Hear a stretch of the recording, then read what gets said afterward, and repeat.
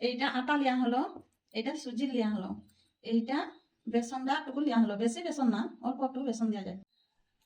তিনটা হয়ে গেল, আটা সুজি এইটা বেসন, তিনটা একসাথে মিক্স করে দিবে বড় জায়গাতে ঢেলে।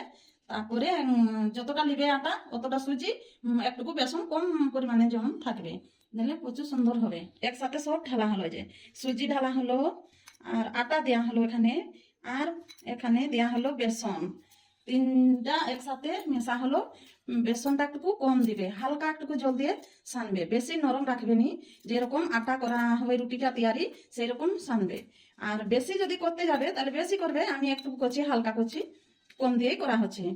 প্রচুর টেস্টি লাগবে, এটা গুপচুপ তৈরি করা হচ্ছে, মার্কেটে যেরকম খাচ্ছ দোকানে তার থেকেও বেশি টেস্ট হবে এটা।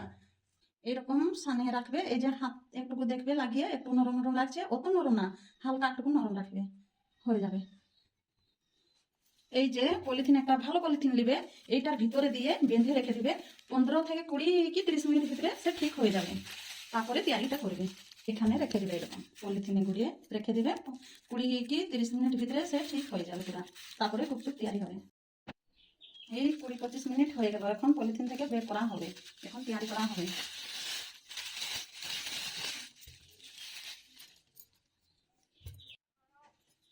ভালো করে একটু দলে দিলে আটা রকম পুরো সুন্দর হয়ে যাবে। তারপরে ছোট ছোট গুলি করবে, তারপরে বেলা হবে গুপচুপ, এইরকম পাক করতে হবে, দিলে গুপচুপ তৈরি হয়ে যাবে। এরকম নিবে, তারপরে বেলা হবে, এখানে রুটি রকম বেলা হবে পুরো বড় দেখে, তারপরে ছোট ছোট কাটা হবে, গুপচুপ যেরকম করা হয় আর হালকা একটুকু আটা পানা দিয়ে তাকে বেলা হবে।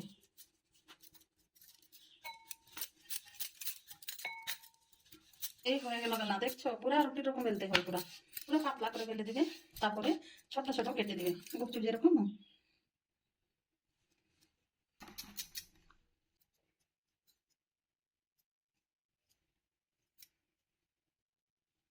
এই যে দেখছো কিরকম করা হলো, সাথে সাথে বেশি টাইম নেই, কম টাইমে হয়ে যাবে।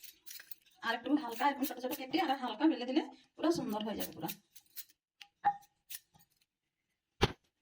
এখানে পলিথিন দিবে, পলিথিনের উপরে রেখে দিবে, রেখে দিবে, তারপরে যখন তেলে ছাড়বে এইটা তুলে নিচটা দিয়ে দিবে তেলে, তারপরে উপরে একটু তেল দিয়ে দেবে।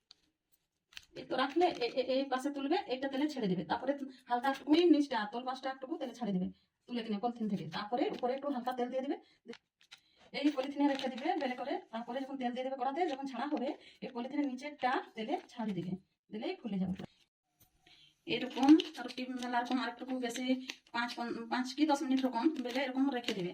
এইটার নিচ পাশটা তেলে পুরা হাই একটু তেল গরম করে দিবে, তারপরে একটু কমিয়ে দিবে তেলটা, এইটা নিচ পাশটা আগে ছাড়বে তেলে।